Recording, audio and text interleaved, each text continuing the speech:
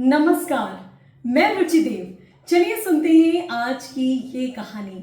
एक राजा का राज्य वैभव व खुशियों से भरा हुआ था। एक बार वहां पर जमकर अकाल आया, सूखा पड़ा और पूरा राज्य तहस नहस हो गया, राजकोष खत्म हो गया और राजा हमेशा चिंतित रहने लगे। फिर कुछ समय बाद प्रकृति ने अपना प्रेम बरसाया, बहुत बारिश हुई, खेत लहलहाने लगे, सब सिचुएशन पूरी तरह से बदल गई, सब कुछ पहले जैसा हो गया। लेकिन राजा फिर भी चिंता में रहते थे।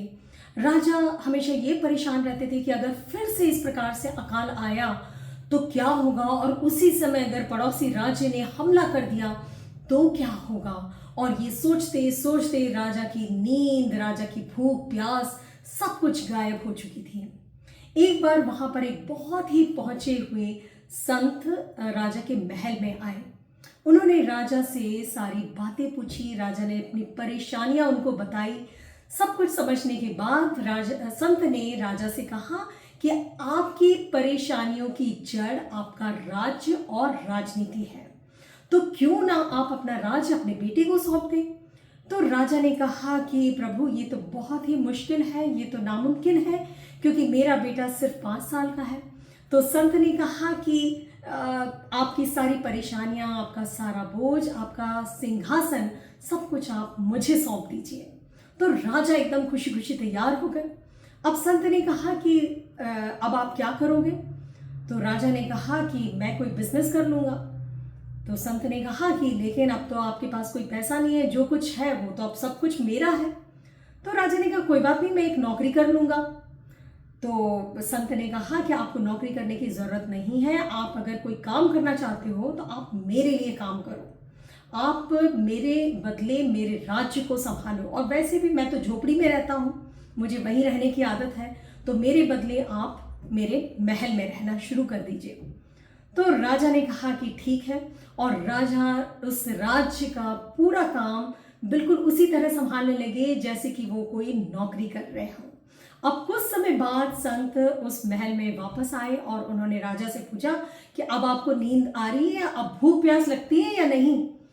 तो राजा ने कहा कि प्रभु, ये आपने क्या कर दिया, मुझे तो अब सब कुछ भूख प्यास लग रही है, मैं अच्छे से सोता भी हूँ, और मुझे ये समझ में नहीं आ रहा कि पहले भी मैं यही काम करता था, इतना ही काम करता था और अभी भी वही कर रहा हूँ, लेकिन ये मेरी वाकई समझ से परे है कि ये बदलाव कैसे आ गया।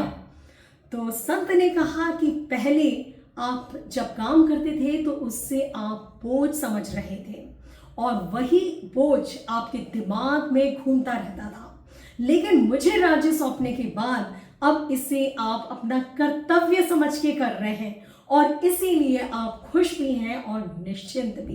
तो दोस्तों, आपका जो भी काम हो, हमेशा उसे अपना कर्तव्य समझ के या अपनी ड्यूटी समझकर आप उस काम को कीजिए। आपको कभी बोझ नहीं लगेगा, आप हमेशा खुश रहेंगे, निश्चिंत रहेंगे और अपने काम को एंजॉय कर पाएंगे।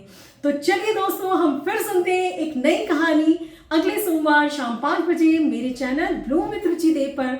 तब तक के लिए आप अपना ध्यान रखिए, अपने परिवार का ध्यान रखिए, और हाँ दोस्तों, दूसरों के जीवन में दिया जलाना कभी ना भूलें, क्योंकि जो लोग दूसरों के जीवन में उजाला करते हैं उनका जीवन खुद ब खुद रोशनी से जगमगा उठता है। नमस्कार, धन्यवाद।